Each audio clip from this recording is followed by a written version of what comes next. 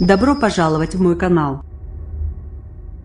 Dimanche, les sociaux-démocrates allemands du SPD ont voté en faveur d'une grande coalition avec le gouvernement d'Angela Merkel.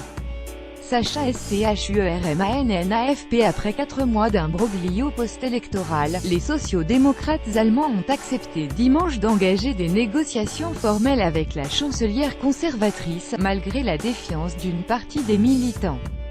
Après avoir planché sur une ébauche de programme commun la semaine dernière avec le CDU d'Angela Merkel et ses alliés bavarois CSU, le Parti social-démocrate SPD allemand a validé ce dimanche le principe d'une nouvelle alliance avec la chancelière, mettant fin à 4 mois d'imbroglio post-électoral.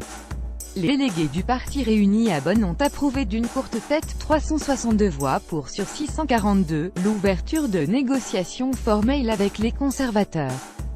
Ce vote était suivi de près par tous les dirigeants européens, qui espéraient voir l'Allemagne sortir de la période d'incertitude politique dans laquelle le pays est plongé depuis les élections législatives du 24 septembre.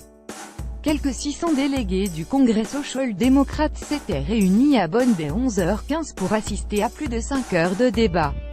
Ce vote favorable conduit à de nouvelles négociations pour former un gouvernement avant Pâques. Les négociations devraient débuter cette semaine.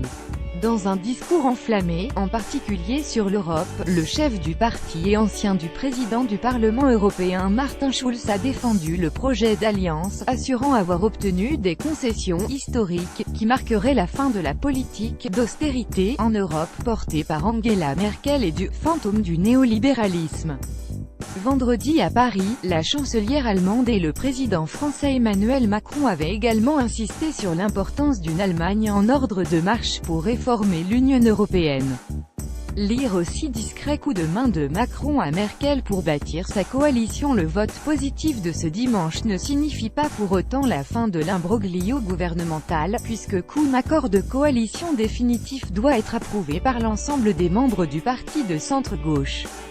Laminé aux législatives 20,5% et en chute dans les sondages depuis, le parti des sociaux-démocrates était profondément divisé face à la perspective de reconduire la grande coalition avec Angela Merkel.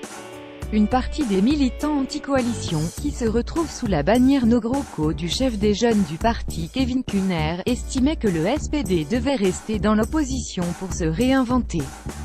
Ces derniers accusent notamment la chancelière d'avoir profité à elle seule de l'expérience gouvernementale commune, alors même que certaines des réformes les plus populaires ont été portées par les sociaux-démocrates.